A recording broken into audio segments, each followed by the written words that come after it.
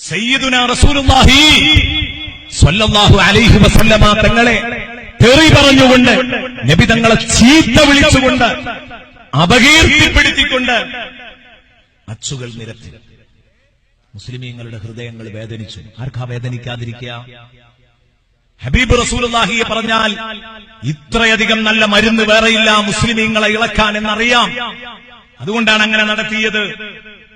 ഞാൻ പറയുന്നു, എന്റെ പ്രിയപ്പെട്ട സഹോദരങ്ങളെ, എത്രമാത്രം നീചമായ പ്രവൃത്തിയാണ് സത്യത്തില് ഇത്രയുമധികം തഴക്കവും പഴക്കവുമുള്ള കേരളത്തിലെ മലയാള ഭാഷാ പ്രേമികളൊക്കെ വളരെ സന്തോഷത്തോടെ വായിച്ചുകൊണ്ടിരിക്കുന്ന ഒരു പത്രം അത് നടത്തിയിരിക്കുന്നത് എത്ര മോശപ്പെട്ട ഒരു പ്രവർത്തനമാണ് എന്ന് നമ്മൾ മനസ്സിലാക്കേണ്ടതുണ്ട്. മുസ്ലിമീങ്ങളെ വ്രണപ്പെടുത്താൻ പറ്റിയ ഏറ്റവും നല്ല മരുന്നാന്ന് അവർക്ക് മനസ്സിലായി. റസൂലുള്ളാഹി സ്വല്ലല്ലാഹു അലൈഹി വസല്ലമ തങ്ങളെ കുറ്റപ്പെടുത്തി സംസാരിക്കുക എങ്കിൽ മുസ്ലിമീങ്ങൾ ഇളകും എന്ന് മനസ്സിലാക്കിയതാണ്. ഞാൻ പറയുന്നു, എന്റെ പ്രിയപ്പെട്ട സുഹൃത്തുക്കളെ, സോഷ്യൽ മീഡിയകളിൽ വലിയ യുദ്ധം നടന്നുകൊണ്ടിരിക്കുക. ഫേസ്ബുക്കിലും വാട്സപ്പിലും തുറക്കാൻ വയ്യ. യുദ്ധമാണ്. ഞാനിതിനെ കുറ്റപ്പെടുത്തുകയല്ല. പ്രതിഷേധങ്ങൾ വേണം, പ്രതിഷേധങ്ങളില്ലാതിരിക്കാൻ പറ്റില്ല. പക്ഷെ പ്രതിഷേധിക്കേണ്ട സ്വരമുണ്ട്, ശൈലിയുണ്ട്. ആ ശൈലിയിൽ നമ്മൾ പ്രതിഷേധിച്ചാൽ അത് ഫലം വരും. അതാ വേണ്ടത്. അതാണ് നമ്മൾ ഇവിടെ ചെയ്യേണ്ടത്. നോക്കൂ, നിങ്ങൾ ഈ ലേഖനം എഴുതിയ, ഈ കുറിപ്പെഴുതിയ ആളുടെ പേരിൽ ഒരു കേസ് പോലും ചാർജ് ചെയ്യാൻ പറ്റാത്ത രൂപത്തിൽ അദ്ദേഹം എഴുതിയത്. ആ കുറിപ്പ് വായിച്ചവർക്ക് മാത്രമേ അറിയൂ. ഞാൻ എന്താ പറയാത്തതെന്ന് വെച്ചാൽ, എന്റെ നാവ് കൊണ്ട് അത് പറയാൻ എനിക്ക് പ്രയാസമാണ്. മാതൃഭൂമിയുടെ ആ കട്ടിങ് ഇവിടെ ആവർത്തിച്ചു വായിക്കാൻ എനിക്ക് പ്രയാസമുണ്ട്. ഞാൻ മുസ്ലിം ആയതുകൊണ്ട് എനിക്ക് പ്രയാസമുണ്ട്. മാതൃഭൂമി പറഞ്ഞു എന്ന് പറഞ്ഞു പോലും വായിക്കാനുള്ള താക്കത്ത്, അതിനുള്ള കെൽപ്പ് എന്റെ നാക്കിനില്ല. പ്രിയപ്പെട്ട കൂട്ടുകാരെ, നമ്മളെ ഒന്നും ഹൃദയം അത് സമ്മതിക്കില്ല. ബഹുമാനപ്പെട്ട സയ്യിദുനാ റസൂലുള്ളാഹി സ്വല്ലല്ലാഹു അലൈഹി വസല്ലമ തങ്ങളെ ഒരു സ്ത്രീലംബടനായി ചിത്രീകരിക്കുകയാ ചെയ്തത്. ചുരുക്കി അത്രമാത്രം പറയുന്നു. എങ്ങനെയാണ് ഇത് മുസ്ലിം സമൂഹം വെച്ചു പൊറുപ്പിക്കുക? മുസ്ലിം സമൂഹം എങ്ങനെ വെച്ചു പൊറുപ്പിക്കും? സുബ്ഹാന മൻ ജല്ല ജലാലു. ഞാൻ പറയുന്നു, ഒരു കേസ് പോലും ചർച്ച ചെയ്യാൻ പറ്റാത്ത രൂപത്തിൽ. കാരണം റസൂലുള്ളാഹി സ്വല്ലല്ലാഹു അലൈഹി വസല്ലമ തങ്ങളുടെ പേര് അതിൽ പരാമർശിച്ചിട്ടില്ല. പക്ഷേ അത് വായിക്കുന്ന ആർക്കും തിരിയും ഇത് റസൂലുള്ളാഹിനെ പറ്റിയാണ്. റസൂലുള്ളാഹി സ്വല്ലല്ലാഹു അലൈഹി വസല്ലമ തങ്ങളുടെ ഏറ്റവും പ്രായം കുറഞ്ഞ ഒരു ബീവിയുടെ പേര് പരിഹസിക്കാൻ വേണ്ടി അതിൽ ഉപയോഗിച്ചിട്ടുണ്ട്. ആയിഷ മോൾ എന്ന് പറഞ്ഞിട്ട് പ്രയോഗിച്ചിട്ടുണ്ട്. അതിൽ നിന്നും അതുപോലെ തന്നെ അതിന്റെ മുമ്പും പിമ്പൊക്കെ വായിച്ചാൽ റസൂലുള്ളാഹിനെ പറ്റിയാ പറഞ്ഞത് എന്ന് ബോധ്യപ്പെടും. എന്നിട്ട് വേണം മാതൃഭൂമി ഓഫീസ് അടിച്ചു പൊളിക്കാനോ അവിടെ വലിയ കലാപങ്ങൾ ഉണ്ടാക്കാനും. എന്നിട്ട് വേണം അടുത്ത ഇലക്ഷനിൽ ഇവിടെ താമര വിരിയോ എന്ന് നോക്കാൻ. ഇതാണ് ഇതിന്റെ തന്ത്രം. സത്യത്തിൽ ഒരു അക്കൗണ്ട് തുറക്കാൻ പറ്റുമോ എന്ന് ആലോചിക്കുകയാണ്. ഞാൻ നീട്ടിക്കൊണ്ടുപോകുന്നില്ല. പക്ഷെ ഇത് നമ്മള് പ്രതികരിക്കാതിരിക്കാൻ പറ്റില്ല. എന്നാലോ ഇവിടുത്തെ പ്രതിഷേധങ്ങളും പ്രതികരണങ്ങളും അതിന് വിട്ടുപോകാനും പറ്റില്ല. മനസ്സിലാക്കിയിട്ടുണ്ടാകും ചിലരെങ്കിലും. അതുകൊണ്ടാണ് പത്രം പറഞ്ഞു, ഇന്ന് നിർവ്യാജം ഖേദിക്കുന്നു എന്ന് പറഞ്ഞു. എന്താണാവോ ഈ നിർവ്യാജം എന്ന് പറഞ്ഞതിന്റെ അർത്ഥം? നിർവ്യാജം ഖേദിക്കുന്നു, കുറിപ്പുകാരന്റെ പേര് പോലും ഇല്ലാതെ, പേരുണ്ടെങ്കിലൊക്കെ കിട്ടി നമ്മൾ ആ തലയും പാലും നോക്കിയില്ല അങ്ങ് കൊടുത്തു എന്നൊക്കെ പറയായിരുന്നു.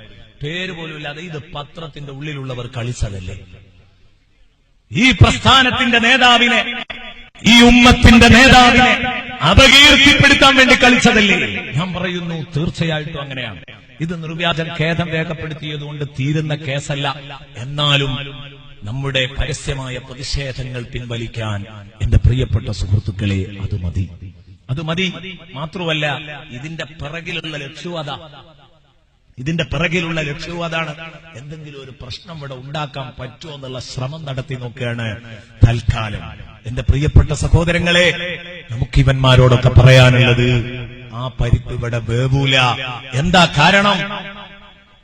കേരളത്തെ കലാപഭൂമിയാക്കി മാറ്റണമെന്ന ലക്ഷ്യമുണ്ടെങ്കിൽ അത് തൽക്കാലം മുസ്ലിമീങ്ങളെന്നല്ല, മനുഷ്യത്വത്തിന് വില നൽകുന്ന, മാനവികതയ്ക്ക് വില നൽകുന്ന ഒരാൾക്കും അങ്ങനെയൊന്നും ചിന്തിക്കാൻ പറ്റാത്തതാണ്.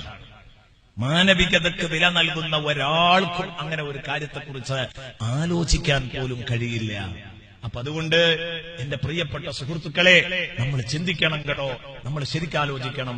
ഇതിന്റെ പേരിൽ അപക്വമായ നടപടികൾ നമ്മുടെ ഇടയിൽ നിന്നും ഉണ്ടാവാൻ പാടില്ല. കാരണം അല്ലാഹു റഹ്മാനാണ്. അല്ലാഹു തആല അവനക്ക് വിശ്വസിച്ചവർക്കും വിശ്വസിക്കാത്തവർക്കും ഒക്കെ ഭക്ഷണം കൊടുക്കുന്ന പടച്ചവനാണ്.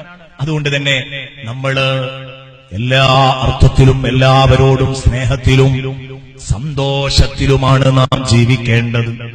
അല്ലാതെ ഒരിക്കലും പ്രശ്നങ്ങൾ സൃഷ്ടിക്കാൻ പാടില്ല.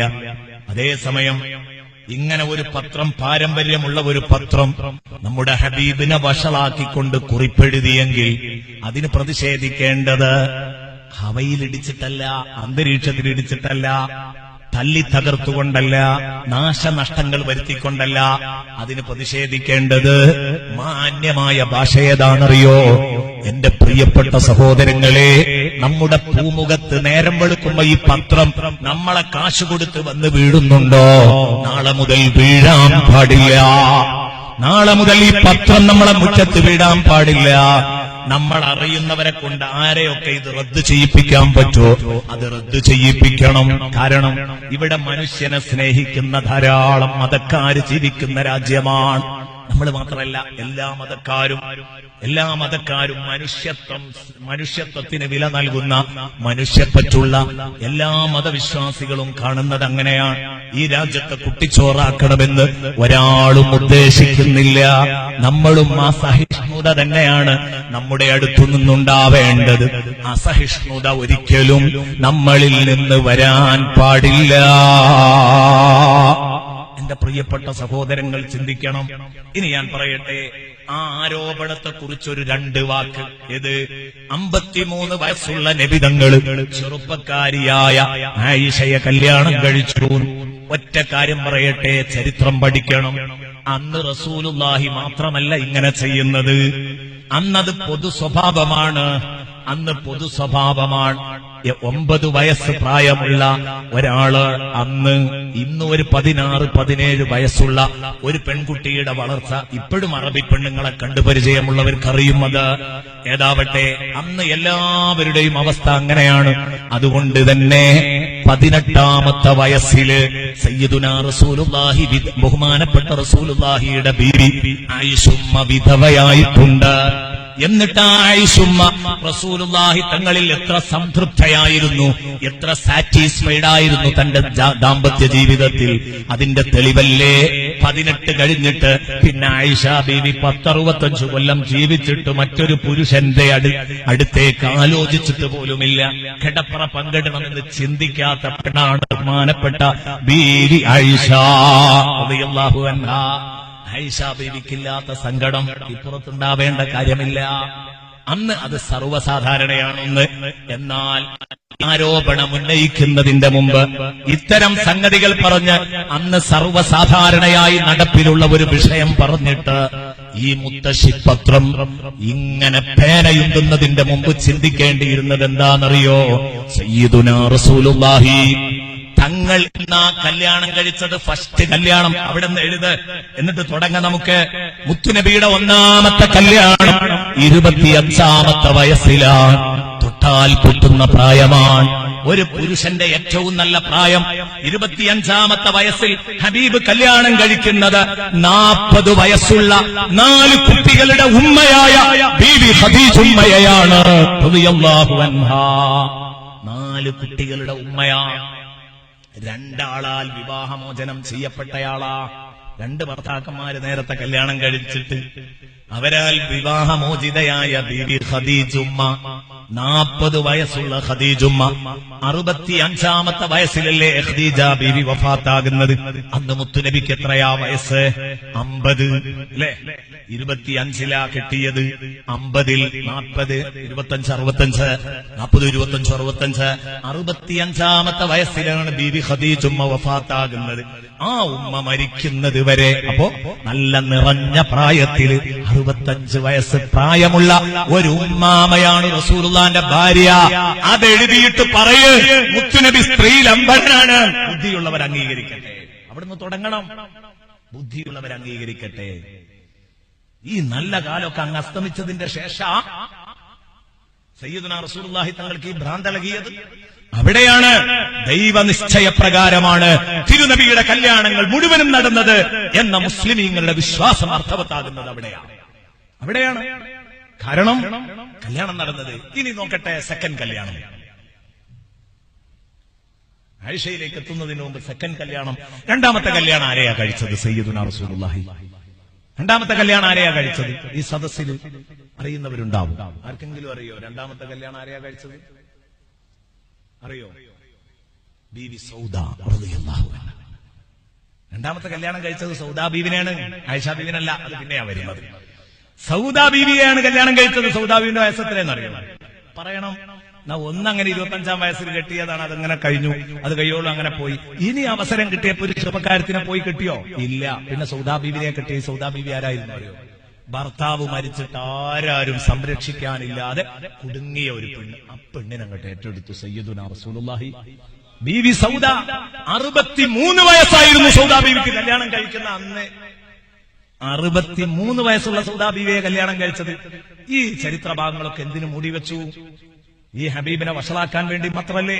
അപ്പൊ അതുകൊണ്ട് ഇതൊക്കെ എഴുതിയിട്ട് തുടർന്നുള്ളത് എഴുതിക്കോളൂ, ഒരു പ്രയാസമില്ല.